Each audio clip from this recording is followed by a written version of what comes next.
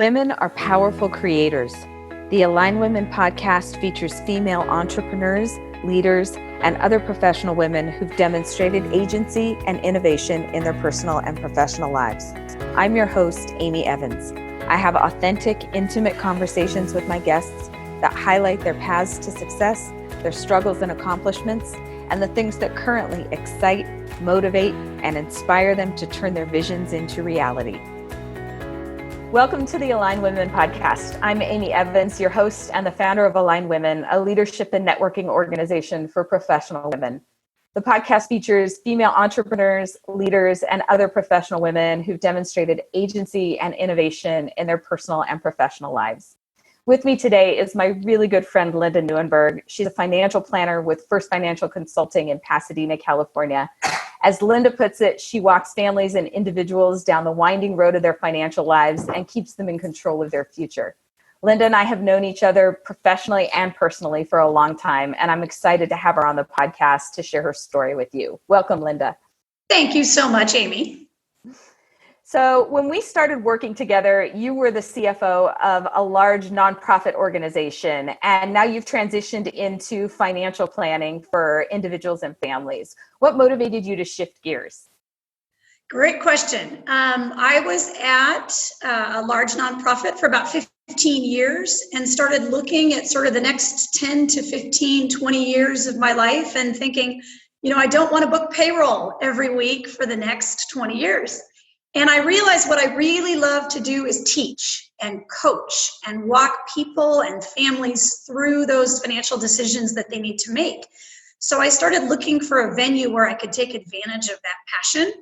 So I started teaching a little bit. I started doing some seminars here and there for families, especially young parents, walking them through sort of the decisions that were to be made at that point. And then really just discovered a love for that.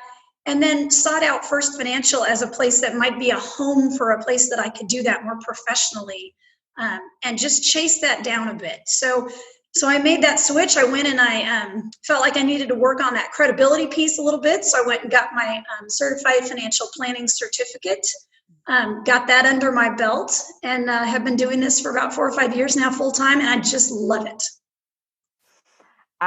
I love that you saw your next step in what you were doing and were able to turn that into an entirely new career. And having interacted with you over that time period, I totally see how the coaching piece of it, you were working with hundreds of employees, and the coaching piece of it, I can see how much that resonated with you. So it's really neat to see that you were able to make that transition. Well, in any transition you make, I like to say I changed lanes on the finance freeway. And anytime you do that, you feel like you change lanes and the car is moving, right? You've got a life to maintain. You've got a family to maintain. I've got 2 boys that are no small piece of my energy capacity. So to do all that at one time was a bit of a balancing act. And I got a lot of support from both the nonprofit that I continue to work with on a part-time basis, as well as First Financial as I sort through what that looks like. I also was able to take advantage of some teaching pieces out at Azusa Pacific University, which just feeds my love of teaching and young people, and kind of plug that in. So it's a wild and wacky ride, and still is, but when you wake up in the morning, you don't quite know what your day is going to look like, and you don't know what needs are out there that you're going to be able to help assist with. It's a fun life to live. Welcome to the world of the entrepreneur. Indeed. So I asked you one of my favorite questions for all of my guests, which is share something that you wish people understood about what you do. And I want to share your answer because I thought it was so eloquent. You said the possibilities. Using a financial planner doesn't mean having someone tell you how to invest your money. Using a financial planner can help you navigate everything from the disciplines of day-to-day cash flow to planning a future where you can earn a living for a life you love, not driven by the mortgage. Tell me why you think some people resist working with a financial planner. What have been your observations as you've gotten into this world? I think time is a piece of it. I think people get so busy that they think financial decisions, financial future just kind of falls to the wayside. And they feel like as long as they're paying the bills on a monthly basis and maybe putting a little away for a retirement plan or maybe putting a little away for college, they'll just make it work. And then when it's getting close to retirement, they'll start taking it seriously. So I think time is a piece of it. I think that they feel a little out of their element sometimes. Finance can be intimidating for folks. It feels like they're spinning a lot of things already, and to take something else on feels like a new project in a lot of times. But ironically, I think that's why it's important to have a financial planner, because what you're really doing is I like to call myself a backseat driver. A family is really driving this car down the road of life, and you need somebody in the back seat with you yelling, turn right, turn left, wait, U-turn, back it up. So I'm really a backseat driver for folks. And if you can get a financial planner on your team from the beginning, it makes that ride so much smoother, and you have clarity about where you're going. That's the number one question I get when folks come into my office is, am I okay? Is this thing that I've cobbled together okay? And whether that's somebody that's 30 and just got married and trying to figure out whether to have 2 bank accounts or 1 bank account and what that looks like, or somebody that's 60 and is hoping they cobbled together enough to be able to retire in 5 to 10 years, that's the number one question. Am I okay? And a financial planner can sit down and help you answer that question. And what does okay look like for you? Because okay looks different for everybody. You know, I have clients that come in that say, what did your average client do last year? I don't have an average client. Everybody's different. And so being able to customize that and sit in the back seat of whatever car your client is driving and give them some guidance along the way is really, really helpful. But I think people get intimidated. And, you know, honestly, nobody likes a backseat driver that's going to yell at them. So, you know, you got to pick carefully. I think maybe that's what it is. I think it's just intimidation and feeling like they don't know what to ask, you know, and they don't know what they're getting into. So, yeah, I think that's a big piece of it. That makes sense. So shifting gears a little bit to continue to use a car analogy, you're in a male-dominated industry, finance. Have you been able to find female mentors as you've made the transition from the corporate world into personal finance? What's that experience been like? You know, it's a great question, and I think it's one that women in finance will always wrestle with. What I have found, I think, is more colleagues than mentors. I work in an office. I'm the only female advisor in my office.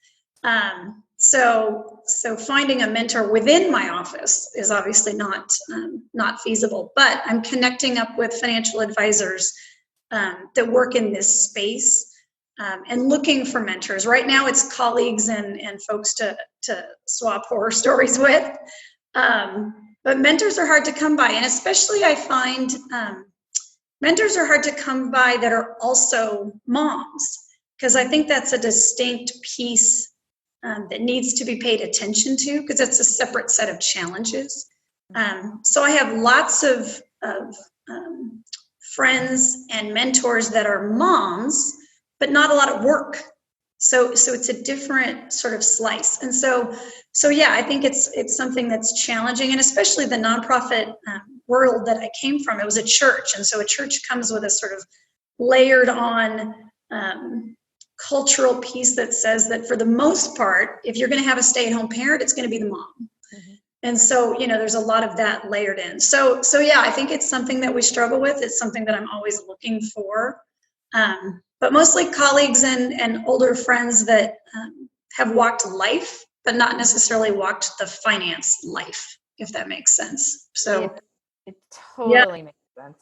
And that leads me to something else that you said that I've really been turning over in my head for the last couple of days and will carry with me for a long time. I asked you what you would tell your 20-year-old self if you could talk to her. And you said, you are enough, keep learning, but stop telling yourself that you don't know enough to teach others what you already know.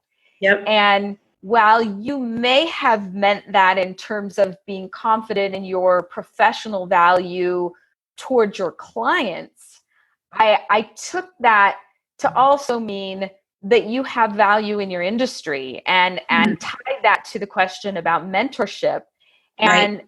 and really looked at what that meant in terms of being responsible for sharing the knowledge that you have with other women coming Mhm. behind you and reaching out a hand to them to help them feel like there's a place for them, Right. that there are other people who have been successful in the industry, and that there's a future for them. And I know, and I think I'm projecting some personal experience onto this, because I'm in a very male dominated industry too, health insurance. And Yeah. there are not a lot of women who see this as a career opportunity. And one of the things I love to say about insurance, which I believe is also true for financial planning, is commissions are gender neutral. Yeah. Fees are gender neutral. There's no getting paid 70 cents on the dollar in our industries, because when we do the job we're supposed to do, we get compensated fairly for it. And Right. I think that means it's a wonderful career opportunity for women, but they need to see that other women have been successful in it in order to feel that. And I what you said resonated with me so much. So tell me how that applies for you, what you would have shared with your 20-year-old self. Yeah. Well, and I mean, let's be honest, I could share this with my 49-year-old self too, right? Because this is not something that we ever really, or at least that I ever really shake, right? I go into every meeting anticipating questions that might come up.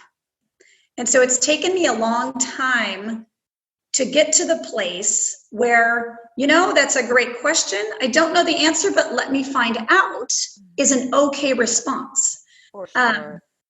Coming into a meeting feeling like if I don't know the answers, then that undermines my current credibility is a piece that I think we struggle with, perhaps even more than men, because I think women feel like we have to be overly prepared. And whether that's something we do to ourselves or whether that's reality, it's something we bring with us, or at least I bring with me. But that's one of my favorite things about teaching out at APU. When I adjunct, I teach freshman accounting at 7:30 in the morning. Thank you very much. Yes. But I love to watch the women that come into the program. They get to see a woman that has had a 25-year career in finance and has made it work for her, has made a life out of it, is good at it, has had a family in the midst of it. And to watch that light bulb go on and have them see a little more focus with what they could be is so important, and to watch them at 7:30 in the morning sort of wake up and realize that, I think is really helpful. I didn't have any female accounting business teachers when I was in college. They were all male. When I got to my graduate program, I had a couple of female professors, but they are few and far between.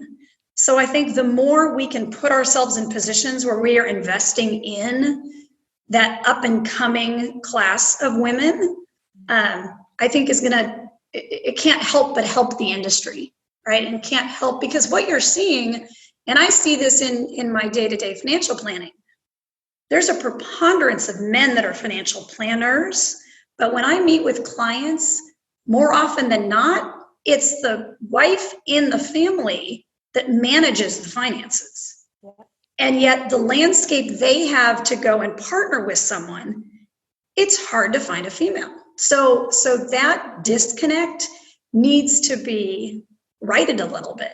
There's nothing wrong with men being financial planners, but to have it be so lopsided when the folks that are managing the assets tilt the other way is not particularly conducive to what's out there. So the more we can bring up those women that are just starting out and give them a little more clarity on what the future looks like, and what those options are, right? Because it's one thing to say, oh, I'm going to go into business. Okay, that's so broad that until you can give them a little more clarity about what business is and what they might be good at within that dimension, it's hard for them to see where they're headed, right? So that was one of the reasons I love those classes at APU, because you can just get those women and just kind of give them that little spark. You really can do accounting. You really are good at it.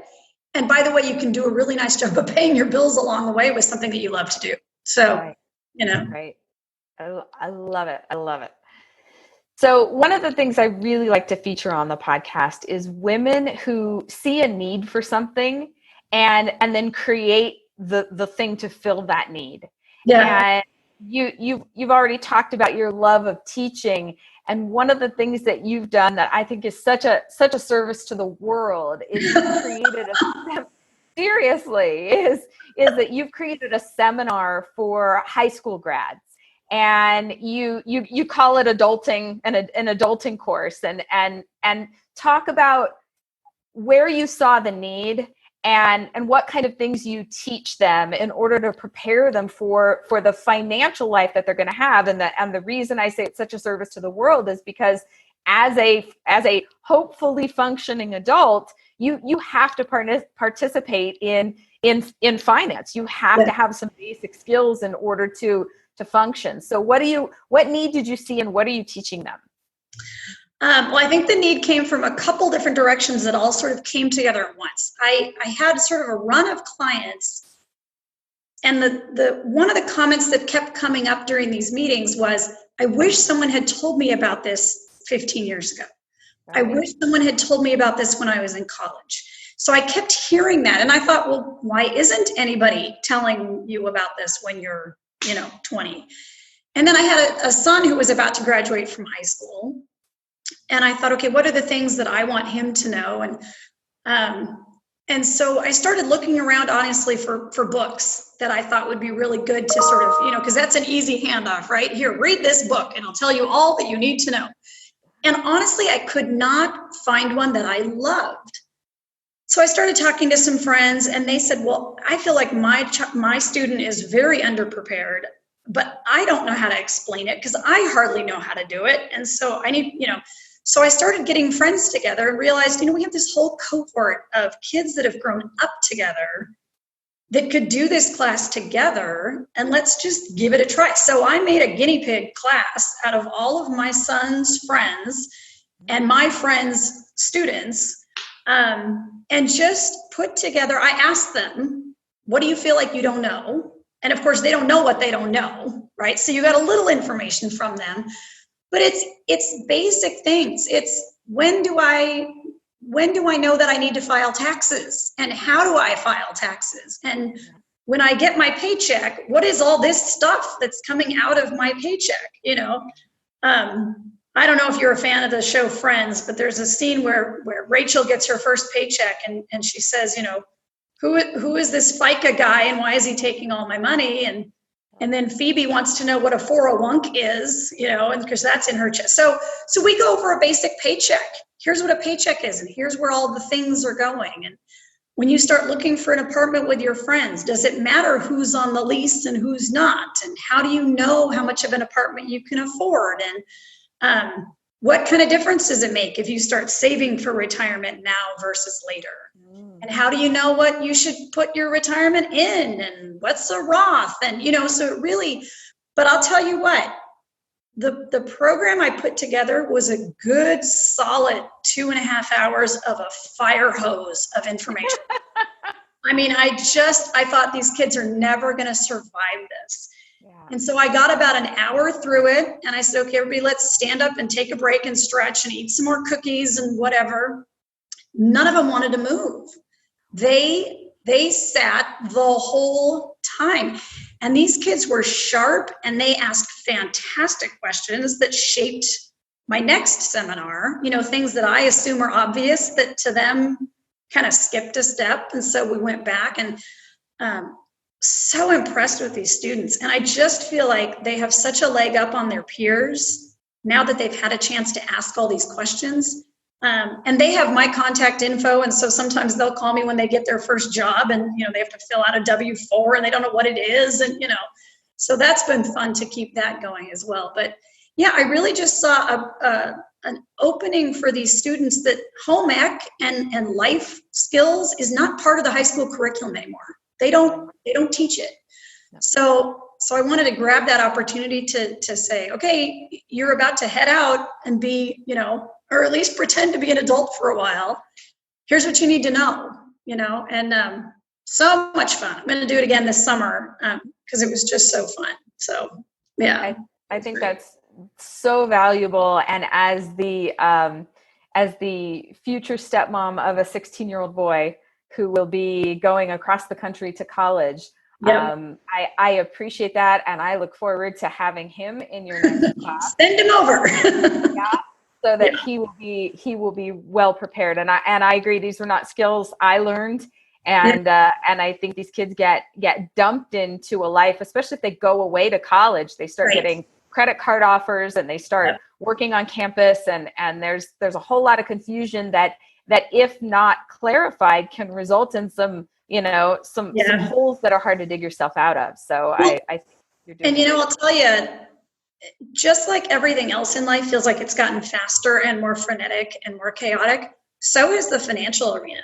I mean, used to be that you had a checkbook, a debit card, and a credit card. And that was and now there's Venmo and PayPal. And these kids are trying to manage all these little inflows and outflows of money and still be responsible with figuring out where it goes. So it's a different life skill than you and I had to build as well. They've got a whole different landscape than we did. So yeah, there's a lot these kids are going to have to try and manage. I don't envy them. No, I don't envy them either. And I love that you're doing your part to make that a little bit easier. That's fun. Tell me where people can find you if they are interested in connecting with you as a financial planner, if they're interested in getting information about the next class that you're going to run in Pasadena. Sure.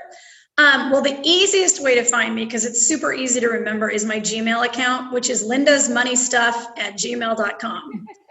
That's the easiest way to find me. That's my casual. That's not a business account. It's just my fun. If you want to connect about the high school class or anything like that, lindasmoneystuff@gmail.com. My work email address is linda@firstfinancial.is, which will be on the information for the webcast here. But yeah, lindasmoneystuff@gmail.com is an easy one to go with. Perfect. We will have that posted in the show notes along with your First Financial contact information as well. Amy, this has been so fun. I'm such a fan of yours, and I think you are doing a fantastic job with all of this. Thank you so much. I appreciate you being on, and you have a second invitation as soon as you write that book that you couldn't find. Clearly, that's the next step. I need to get on that. I need to with my spare time and margin that I'm working on in 2020. Yeah. Right. I see it. I'm calling it now, and we'll have you on the podcast again when the book comes out. Done. Thank you so much for being on, Linda. I really appreciate it. And look for more episodes with more amazing women at alignwomenpodcast.com. Thanks. You're welcome. Thanks for listening to the Align Women Podcast. You can find more episodes with more amazing women at alignwomenpodcast.com and visit alignwomen.org to learn more about our leadership and networking organization. This is Amy Evans, and you've been listening to the Align Women Podcast.